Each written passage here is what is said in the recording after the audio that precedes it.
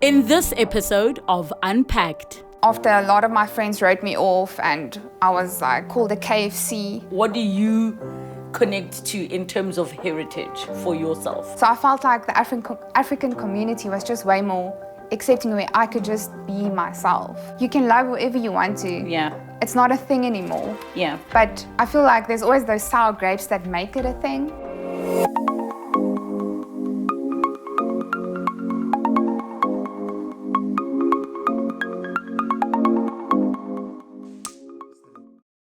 One of the things we try to do with this show is to see a different perspective. Now, I've mentioned this before. Sometimes we have expectations of what things should be. But today, when we meet Anita Ronge, you're going to see a different side. Stay tuned. DJ Kasi Duchess is what some may know her as. A DJ who brings a new spin to the stereotypical cultural idea of how a young white South African woman should present. Born Anita Ronge, she went viral during the 2016 elections for openly sharing her vote and her reasons. But there is more to her story. Let's unpack. Anita, thank you so much for joining us. Thank you for inviting me. Now, I remember seeing your Facebook post a couple of years ago. You were in an ANC t-shirt and you were showing that you had just voted. Please, can you share with everyone what was the crux of what you were saying? And then I'll tell you what stood out to me.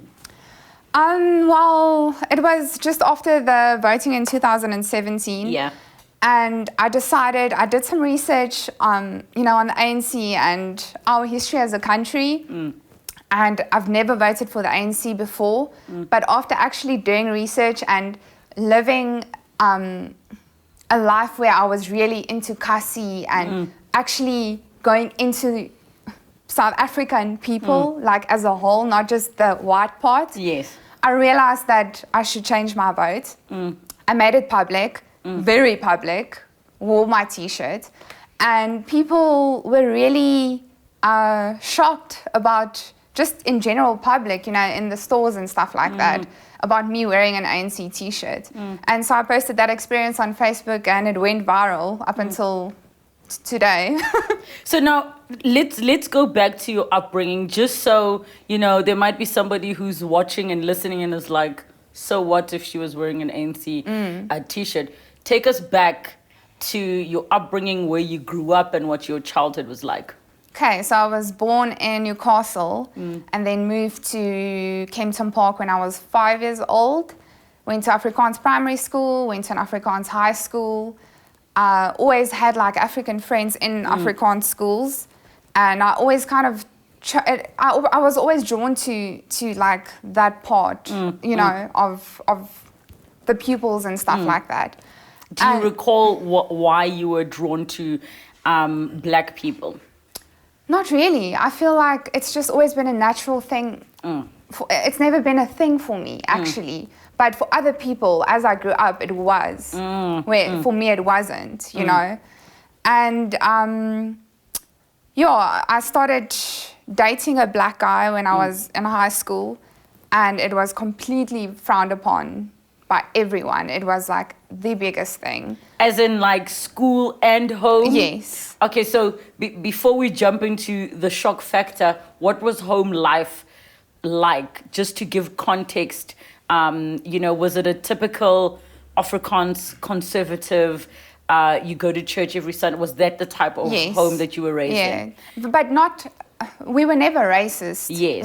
There was never, a thing about racism. But the moment it was introduced to the family that, I might be dating someone of a different race, it was, I think, more of the fact that society, it wasn't accepted. So obviously that pressure on my mom was a lot, because everyone was because a lot of Afrikaans white people would say that you're downgrading yourself. So it was kind of a thing. So now I'm going to ask maybe what some people might be thinking is, did you know that your parents would have been unhappy with your choice? Hence, you maybe did it because you were rebelling.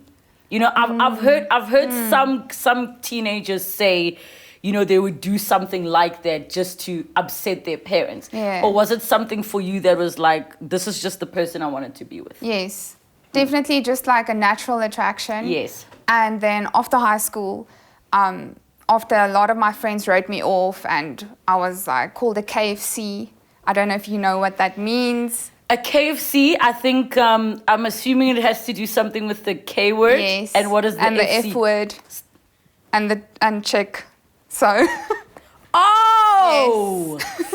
So I was labeled Okay, I'm going to say it. It'll be okay if I say it. So KFC stands for a kaffa fucking chick. Yeah, so I was Wow. labeled as that. I've never heard that term in my life before. Welcome. You? Okay, so you Yeah. were called a KFC. So okay. amongst other things, and decided to kind of shut that off, like just be a normal white chick. Went into modeling, got a day job after school, dated a white guy, and something tragic in my life happened where this guy passed away, and I reached out to one of my black friends from high school, and he was like the one that introduced me to kind of the black side of Kempton Park, and like we just listened to house music, and I completely fell in love with it. And through that, I was introduced to his cousins. Through that, I was introduced to Ikasi, Tembisa. The next thing, I'm in the hood every weekend, and it's not even a thing. Like, it's not a conscious thing that Yes. you're busy thinking about. Yeah. It's just you going where you felt like yes, being. home. and- I yes. felt home, and that's Yeah. how I started DJing as well, because people were just so accepting, and just for me being myself, where I used to be so frowned upon for being myself. So I felt like the African community was just way more accepting, where I could just be myself. And when you say I could be myself, what does that mean Like, to you? Listen to like black music, because like all genres, hip hop, kwaito, everything. I'm into everything, and just like I just feel home. I don't know how to explain it. You just feel home. You feel more safe. African women are so confident when it comes to their bodies, where you have to be like this perfect magazine, according to white people, Yes. most of the time. You have to look like the huisgenoot cover, Yes. you know, where African women just embrace who they are, and people are just so supportive and, you know, stand together as families, and when there's a funeral, and like, I think I was just drawn to all of that. Now, I would say I have my own rich experience of the Afrikaans culture, because I was singing in choirs when I was younger, and we'd perform a lot at the NG Kerks, and we had to stay with Tannie and Oom at their houses, and it's exactly like what you say. It's like very, very conservative, to the point that like you are whispering in the house Yes. because you're too loud, kind of a thing. So I think I'm still trying to understand, what about black culture or the African culture to you felt like more of you that you didn't have at home? Is it the Wow. fact that, you know, when in our culture, if somebody passes away, the family's together and we're extended, and we're just like, I want to get the sense of what is it that you are drawn to? I feel like I'm just drawn to people that are open, honest, and real in general. And I feel like white people have put a big front up when it comes to the new, like, South Africa and stuff like that. So in generally, I wouldn't even say it's like just about black people. It's just Yes. about being real. And I've always been drawn to that, and I've always been liberate about that. Yeah. But like, just for instance, this past 2 months, there's like this Afrikaans group of people that have been bullying me online just for being this outspoken. And there's like Afrikaans people inboxing me, looking up to me secretively, because they can't be outspoken about who they like and who they love, which is sad. Yeah. Because this is like, you can love whoever you want to. Yeah. It's not a thing anymore. Yeah. But I feel like there's always those sour grapes that make it a thing. Yes. So Yes. So, I mean, some of the sides of the conversation would have people say, it's like you look abroad, and whenever whenever somebody wants to celebrate a culture that's not their own, it's a fine line between, oh, wow, you're celebrating this culture, and, oh, wow, you're appropriating a culture. Have you ever been accused of cultural appropriation? And do you think that is the case? Or do you think that this is just who you are at heart, if I'm making sense with what I'm saying? Yeah, I've been accused of that before. Yeah. And it's not like I'm making money off African culture, right? Yes. I'm not doing it for the benefit of getting some sort of income from it. Yes. It's really like how I express myself as a Yes. South African. Yes. Because we are African. White people are also South African. If Yes. you were born here, you are Yes. South African, right? And I feel like we have such a beautiful platform of so many cultures. And why not embrace it? Yes. Why not rock a duck? Like, why not? Okay, so take me back to now you decided to conform. What was the response from your family? I mean, were they like, finally, you've seen the other side, it was a teen rebellious phase? It wasn't like really talked about, but once I started DJing again and just obviously I met like a person and we fell in love, and I also got pregnant, like 2 years ago, had a baby. And with a black man? Yes. And before that happened, I wasn't living it like, I had my family on Facebook and they saw that I was like DJing and forever in Kasi and never really said anything about it anymore. And then once I fell pregnant, I was really surprised that even like my 87-year-old grandmother, who was like born, raised, bred, apartheid, like plus vibes, like she was fine with it. And I was just like, if this old woman can change her views about apartheid and all these things, why can't other people just let it go? So I'm going to ask you, it might be a tricky question. You're saying, your grandmother changing her views about apartheid. You get a lot of white people who say, oh, we didn't know. Oh, or you get a lot of white people who say we didn't support.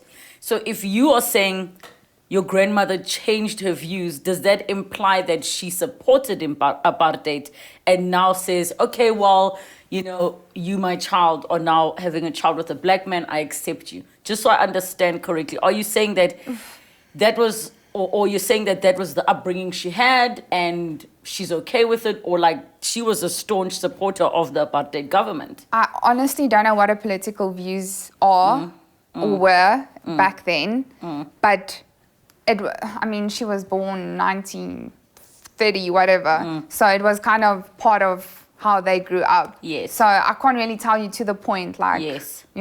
How far she took it or whatever. But as for the experience I had with her, like growing up, she would always like talk about like a black person, like they in a negative way or like in a positive way? For instance, like she wouldn't give her gardener the same plate that she's using. I get you. Okay, so that vibe, but not like to a point where she was probably like going at or after black people. Yeah. Yes.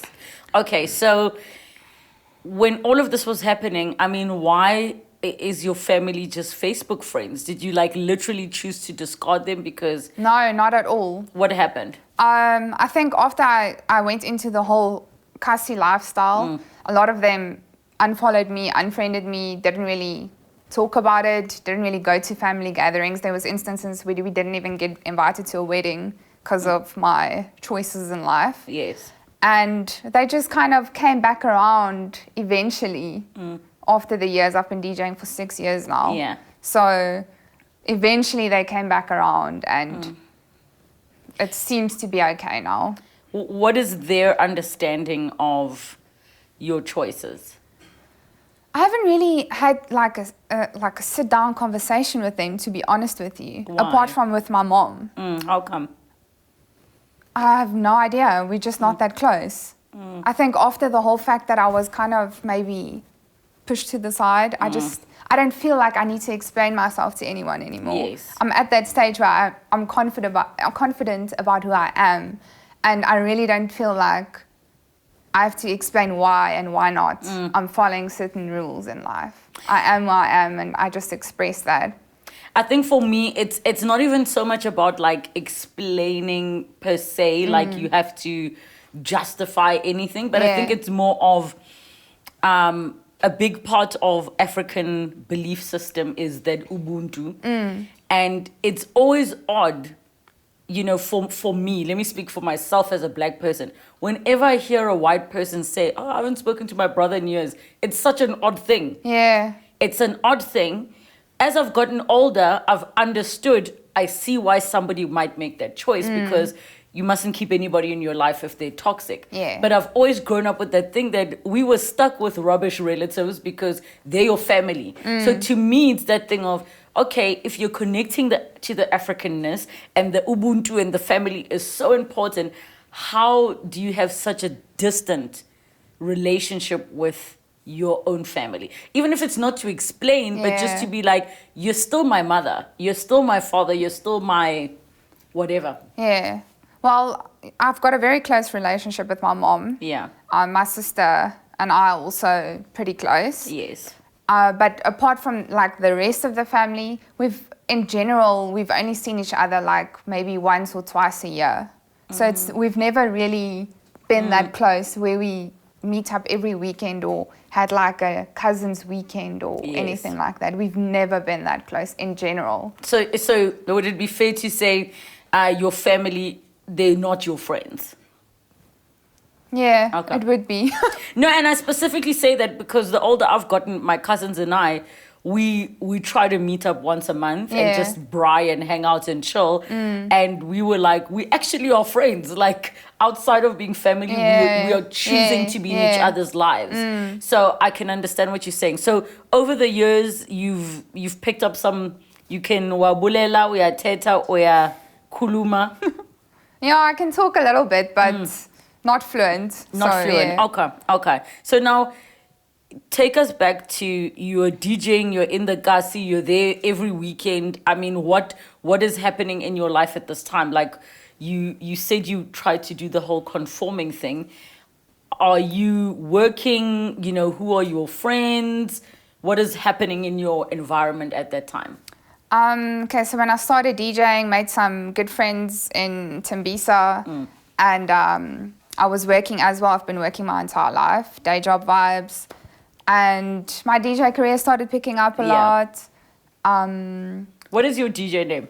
DJ Kasi Duchess.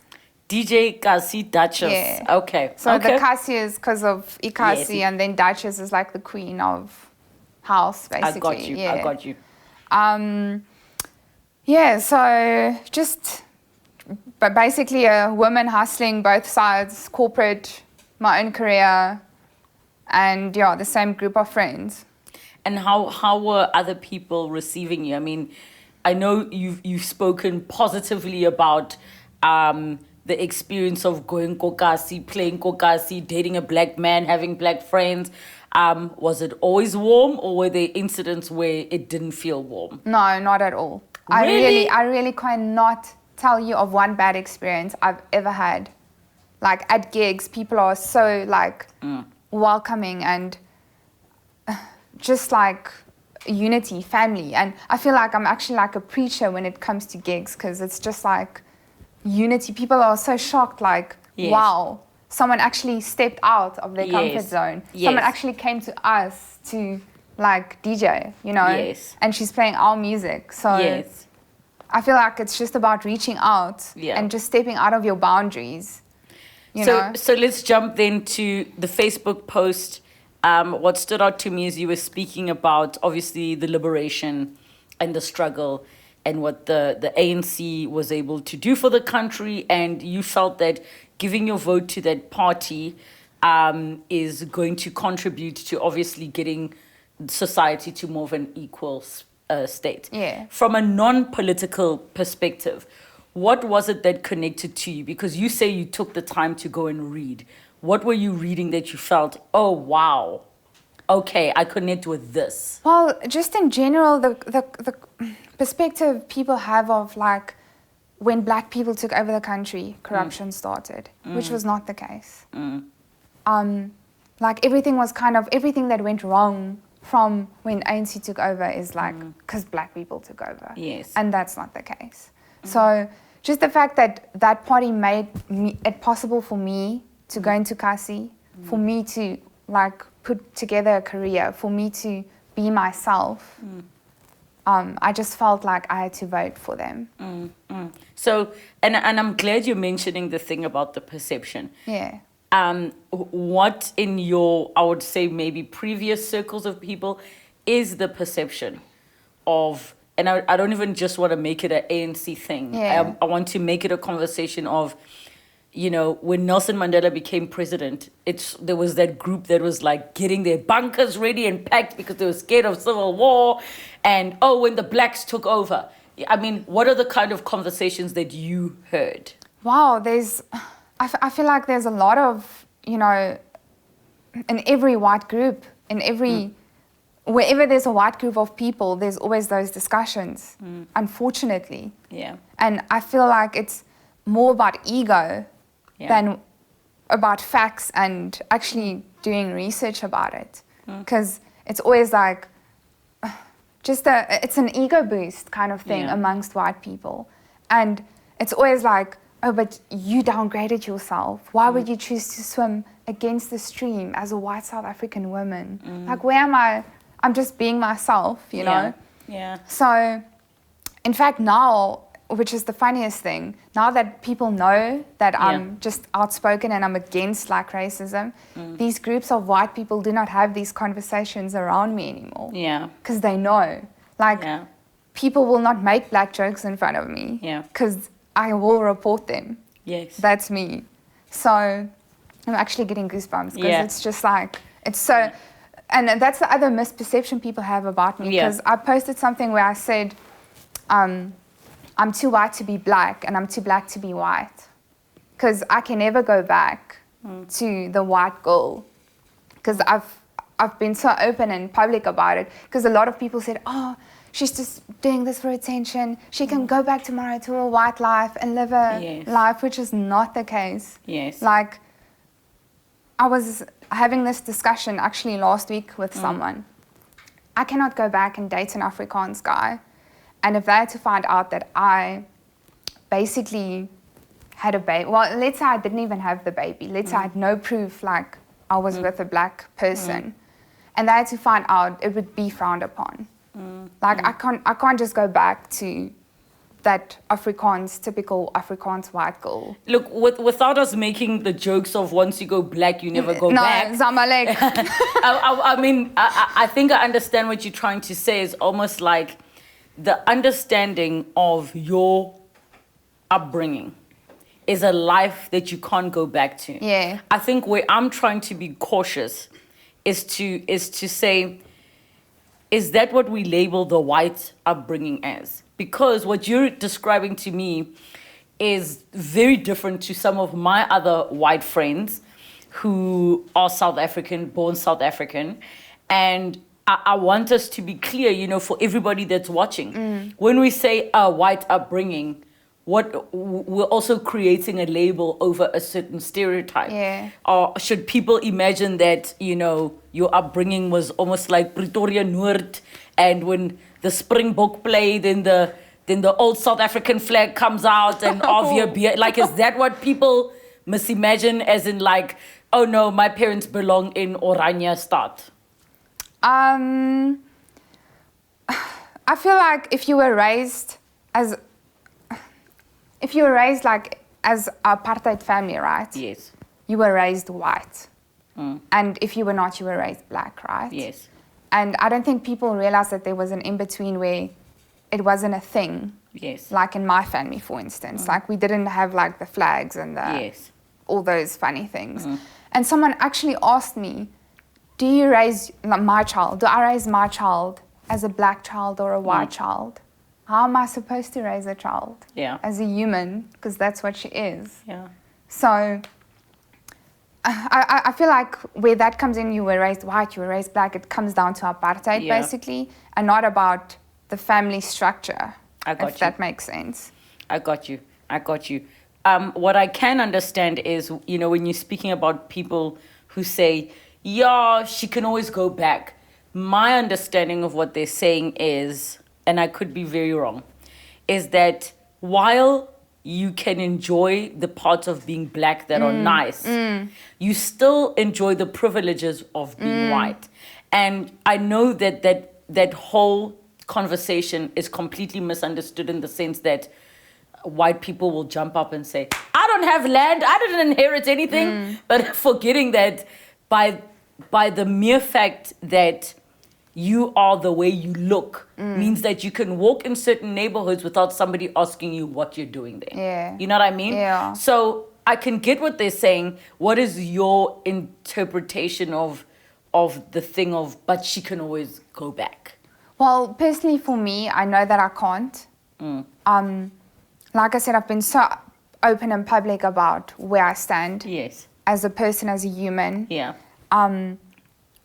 If anyone has to ever tell me that, I'm human. Yeah.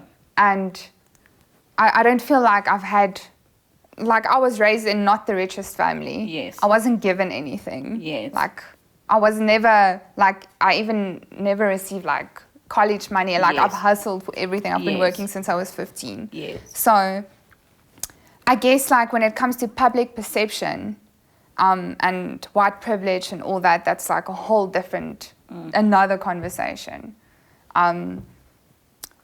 Yeah. So what would be your understanding of what white privilege is for you? Not even as a general thing. Well, I don't feel for yourself. I really don't feel like I've had white privilege. But maybe it's because I'm white and white people struggle to maybe see it. Yeah.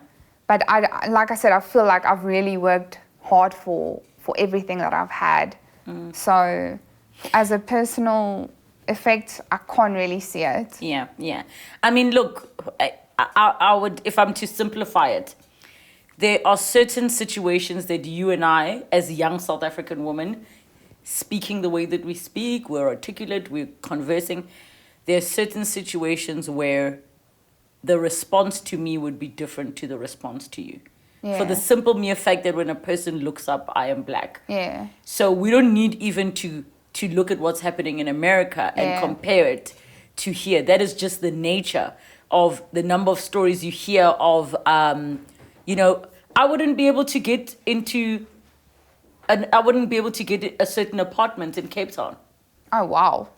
You haven't heard the stories? No, There is, so even if we just reduce it to just basic racial profiling where people would decide that they don't want black tenants. Oh, so already the privilege is, it's not that you are gaining something, it's that you have a certain step indoors that I will never have. Does that make sense? Yeah, no, I get you. So I can understand why you say, you didn't get anything. Yeah. But I think it's not even so much about you didn't get anything, it's the fact that how nothing was taken away. And nothing was taken away from you. You know what I mean? Yeah. It's like for me, as a young black woman, I'm outspoken, and whenever I earn something, I'm treated like I got it because I was black. Yeah.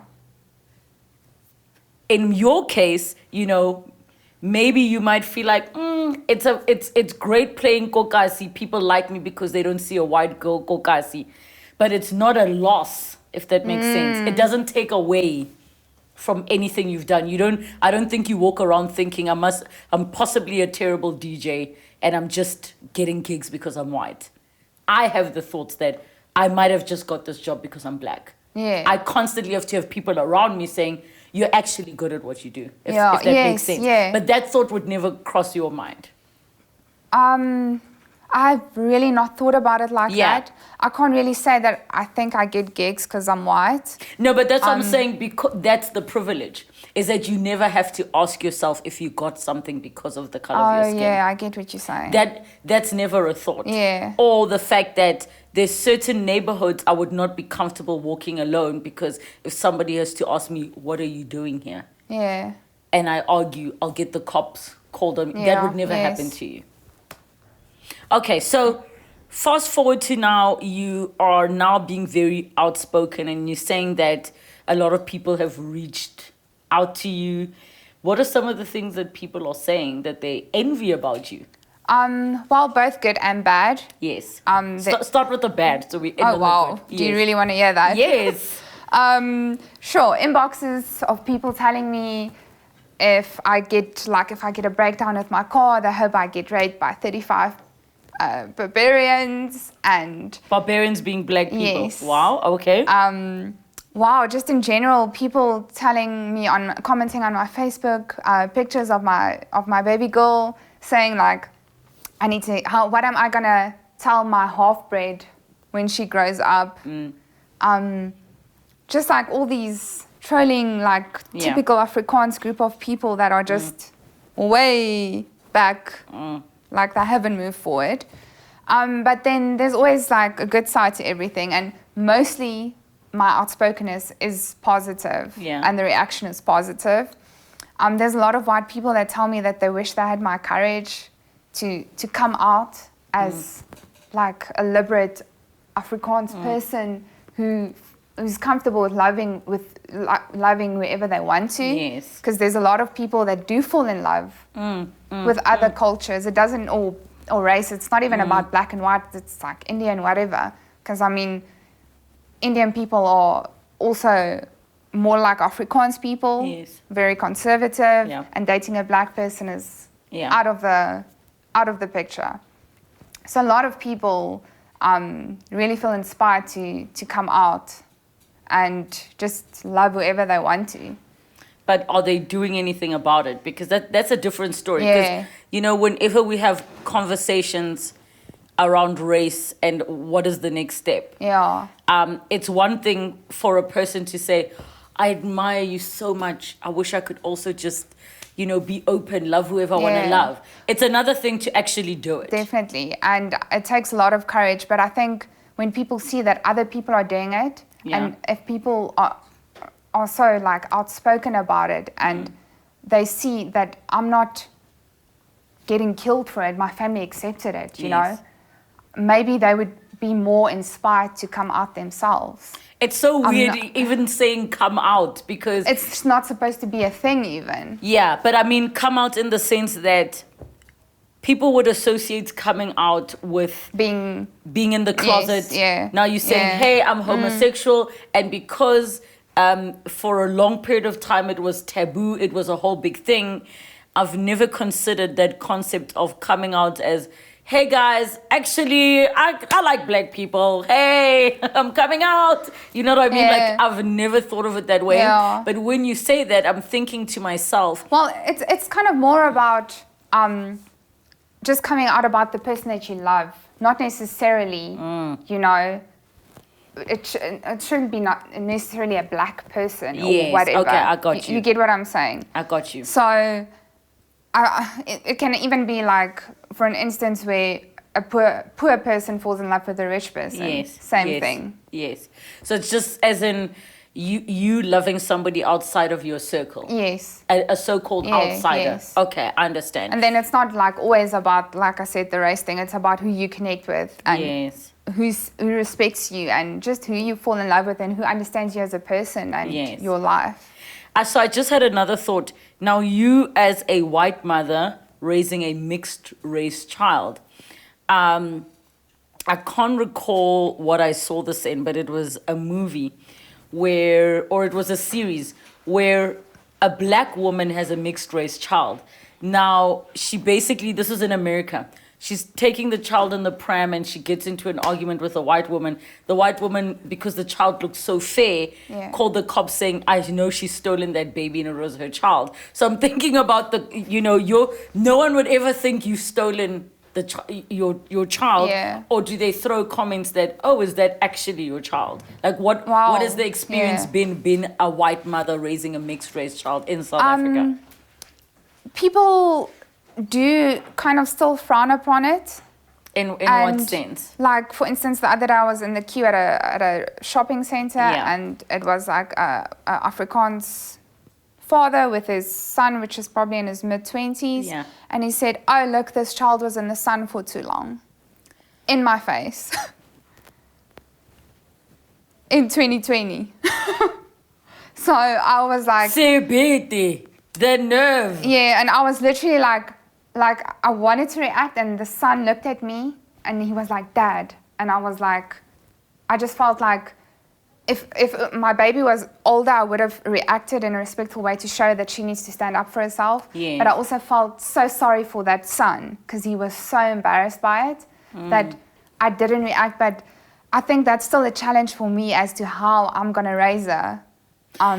It's interesting you say that, because I think a lot of the time, somebody once made the comment to me that the people who get caught having racist conversations, so like you mentioning the son, my first thought was, no, it's not that he's embarrassed by his dad, he's just embarrassed that they didn't keep the conversation at home. Could be. You know what I mean? Yeah. It's that thing of dad, but we only do that at the braai kind of a thing, which I could be wrong. Some people, you could be very liberal and you have your parent who thinks the way that they think. And I know that there are people who are like, I can't deal with you, I'm cutting you off. But there are others where you're like, this is my mother, this is my father. Yeah. And I think to myself, I'm trying to imagine the struggle for you, like what you say of the lashing out or the saying. But a person might be watching thinking, but her being silent in that moment might be part of the problem. It's like, call them out. It's like, you feel sorry for the son, but what about feeling sorry for your daughter? Yeah. Wow. If that puts it into a different perspective. Yeah. Like I said before, I'm usually like very liberate when it comes to this. But I think just in that situation, the look that I saw on that child's face or son's face, I was like, because he was literally like, and he even looked at me, he's like, I'm so sorry. Like, so I wouldn't know. It honestly didn't cross my mind, like maybe would they have these conversations at home and make a joke about it? But I felt like in that instance, he was really embarrassed about it. Yeah. But I feel like it's a big challenge for me, to raise her, and maybe like just deciding what school she needs to go to. Yes. Because if I put her in Afrikaans school, it might be an issue because her surname is black. So what is the relationship between you and the father of your child currently? A normal relationship. You're still together, Yes. raising the child together. And your child is 2 at the moment. So are you having conversations with your daughter about race yet, or you're just going to let it... Well, she's 14 months now. Yes, so, she's still very young. Yeah, very young. Yes. So not really having any of those conversations now. Yes. But I really feel like I don't want to make it a thing. Yeah. I also want to prepare her for if there might be a thing, but I don't want to raise her as like you need to be a certain way because you have curly hair. Yes. So I feel like I just want to raise her as a human being. Yeah. And just make her a strong, independent woman who can fight her battles either way, no matter who approaches her. But you do kind of need to prepare her then for those comments. But I feel like as generations are moving on, we might be getting past it slowly but surely. And the more we have these type of conversations, people need to find healing. And hopefully by the time she goes to primary school, it won't be such a big thing anymore, When I was growing up, I remember when my parents, for the first time, when I went to go stay over at a friend's house, they were so stressed. They both came. They wanted to see, where is my child sleeping? And at that time, I was like, why are you guys freaking out? Gosh, it's a sleepover, It's only now when I got older that the reality hit me. I was like, I get it. So while we want to raise children or a generation that is colorblind, I also support the view that if we now say, I don't see black or white, you're completely nullifying the black experience, which is a painful experience. Yeah. You know what I mean? Yeah. So I'm not a parent yet, and I don't have to make those decisions, but I think about those things of like, wow, you don't want to raise your child to not see color because you also want a child that can appreciate different cultures. Yes. But you also don't want to raise a child that's fully conscious and like, oh my gosh, there's white people. Oh my gosh, I'm this. How do you and your partner have a conversation about how you want to raise your daughter? Wow, that's a deep question. So, but at the moment, she's like experiencing both sides of the family, which is normal to her. Yeah. And apart from that, I feel like, yes, she needs to know about her history and about the country's history and where we come from, but it doesn't need to have a negative impact on her life. And I think that's how we should raise the new generation of child. Know the history, know what the country went through, know what the consequences were, but don't let it define you. Yeah. Choose to be yourself and treat people as humans, not as, oh, that black person, but that girl with the white t-shirt. Yes. Not the black chick, type of thing. Yes. So I feel like it should form part of who they are, but not necessarily how they get treated or treat other people. I mean, obviously there are couples that might be watching in interracial relationships where at that moment, your relationship lives in a bubble. Yeah. Until you have to be in the outside world, which changes completely. What has been the experience of you being with your partner, but not kokasi, where you feel safe or in a, just in a general environment? Yes, just in a general environment. I have to say the comments, since I started hanging out in general with black people, because if you are seen with a black male as a white female, it's already a thing, So I think in general throughout the years, which is about, 8 years now, it's calmed down a lot.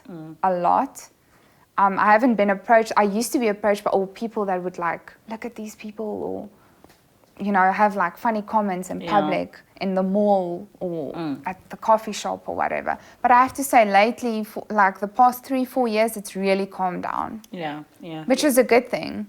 That people are normalizing the interracial But then maybe it's because I've become so liberate as well, and I'm just like, I don't care what anyone thinks. Maybe I fewer fucks to give. Yes. Fewer fucks to give.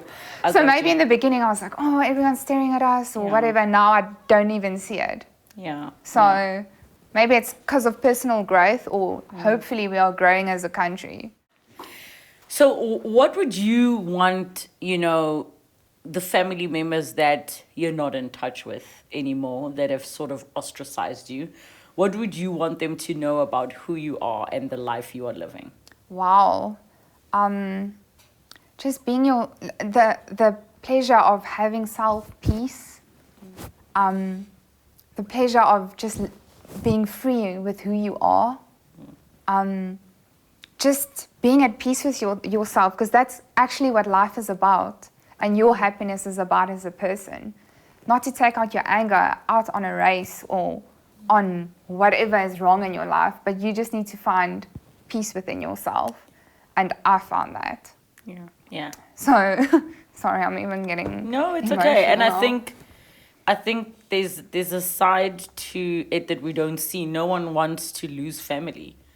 Definitely. No one wants to be rejected. Yeah, and it's just sad that I actually feel sorry for them in a way, and in general for people that are just blocked by the way they were raised, instead of just finding their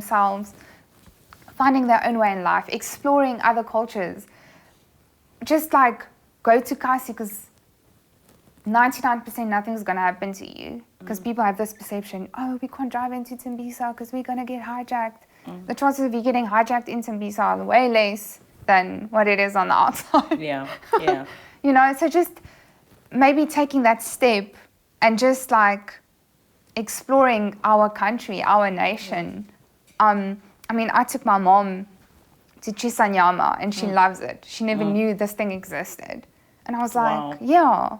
And just for her to have that experience, like at Busy Corner or whatever, it just like, if every South African can take that step, and it goes both ways. Yeah. If you can just take that step, it's going to be like the most beautiful country ever. I'm not saying let's forget about like everything we've been through, but just taking that step to reach out to your helper or your CEO goes both ways.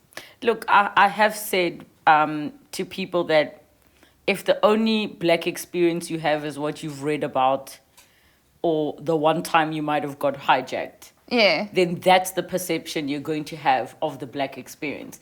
But if you don't go out of your way to have an actual Black experience, if you don't put yourself in a position where there is a Black person that you would welcome into your home, not to work, but to visit and experience, then there is something to be questioned about your South African experience when the majority of the of the population is Black people. Yes. I think, it's interesting how you found your way going on the journey that you've gone on. And I think one of the things I admire is your open honesty.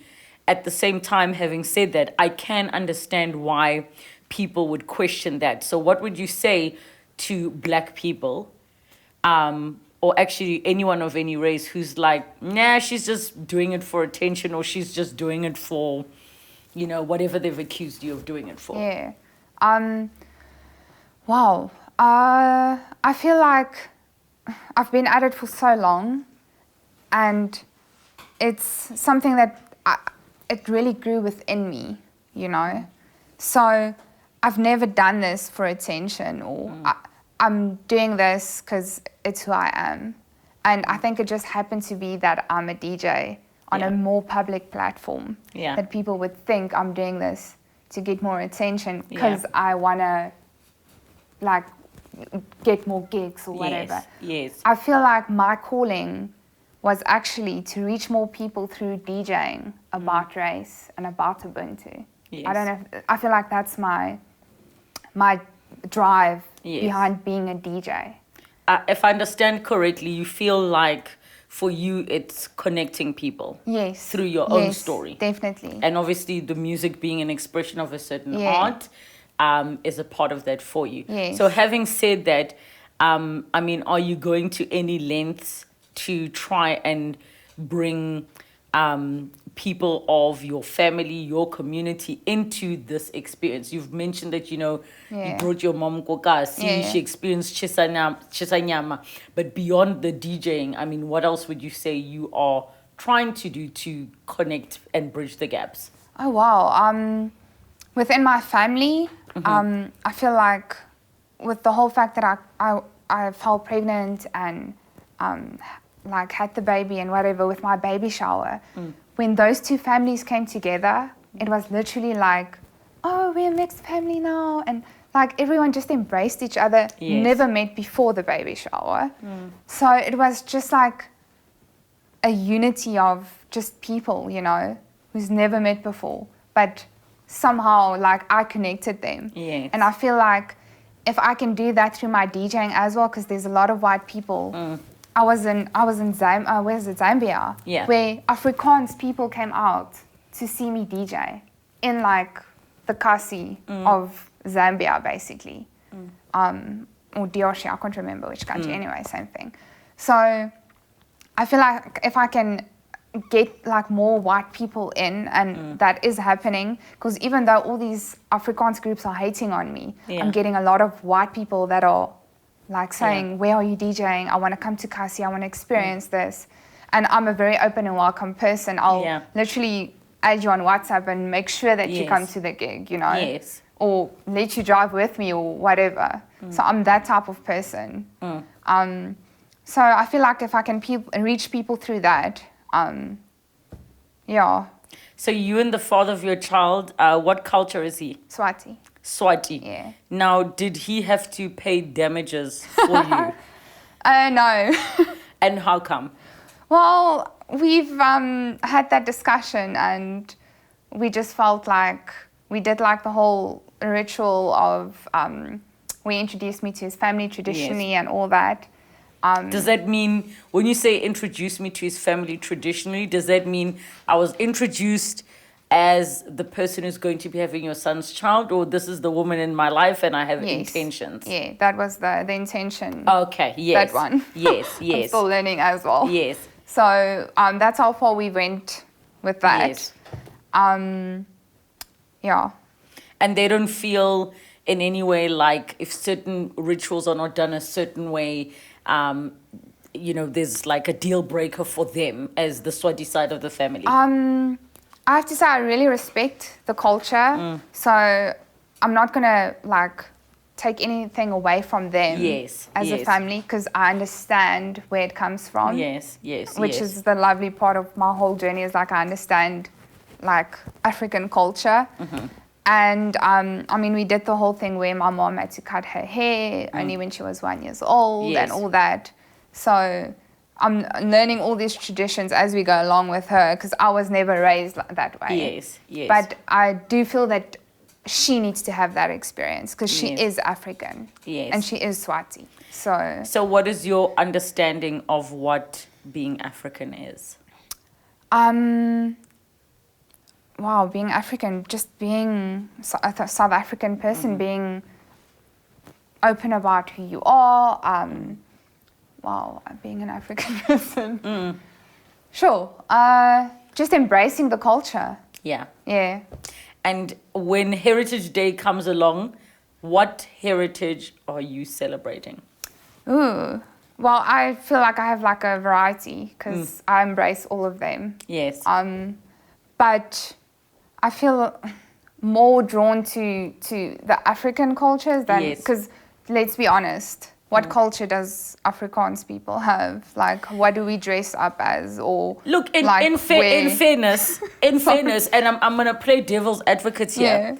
I know amongst white people that there is even an issue between English-speaking white people and Afrikaans-speaking white people. There is. Afrikaans South Africans almost feel like English-speaking white South Africans are not true South Africans. If you can trace back your heritage to Greece, to France, to the UK, you're not really a South African, right?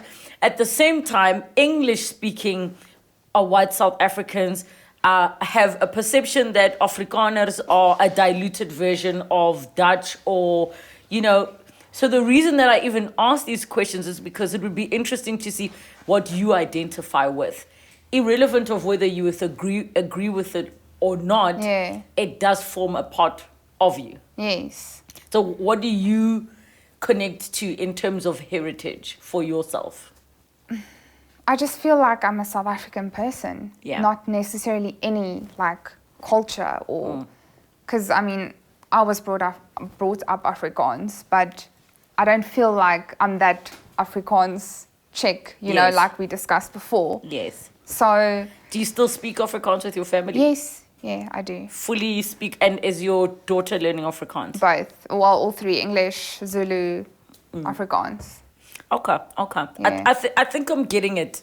And I don't mean getting it as in a white girl who's embracing black culture. Yeah. No, I mean your story. I think I just wanted to get an understanding of how is it that you were able to connect to that political side, and where does it come from, so that I could just put it into context. So now, knowing what you do know, and this is now the political question. Okay. You've done the reading, you did the research.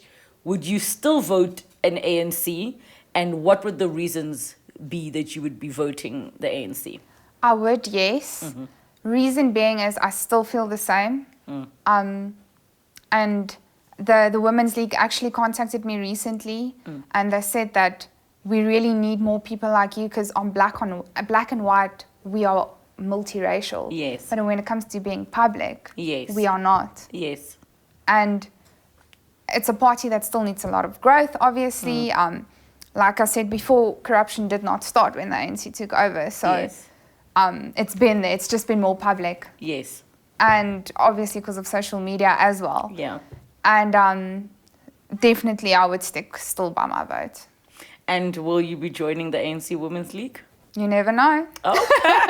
No, because, other parties are watching. They're like, maybe we wanted to join our party, Okay. Look, I really appreciate you sharing your story.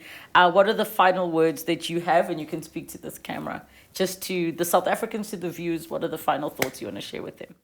So I feel like South African people as a whole just need to break boundaries, step out of their comfort zone, and just embrace each other as humans and not as a race. I can't add anything else to that. But thank you so much, Anita, for chatting to us. And I just appreciate your open honesty, being able to have this type of conversation, and also being able to be so comfortable in who you are and where you stand. And, I just hope for you and your family that this is like the start of brand new, beautiful things, especially for your daughter. Thank you so much. That is it. You've heard it right here from Anita. What are your thoughts? Do share with us. Thank you so much for joining us. Next time on Unpacked. I got raped, that's why I'm HIV positive. Do you believe that a person who has been a victim of rape should have to disclose to their partner? Men have to step up at calling other men out. The only thing she saw was a husband, a potential father, and a provider. There was no space for vulnerability. There was no space for an open, intimate conversation. You can be who you are. Nothing can limit you.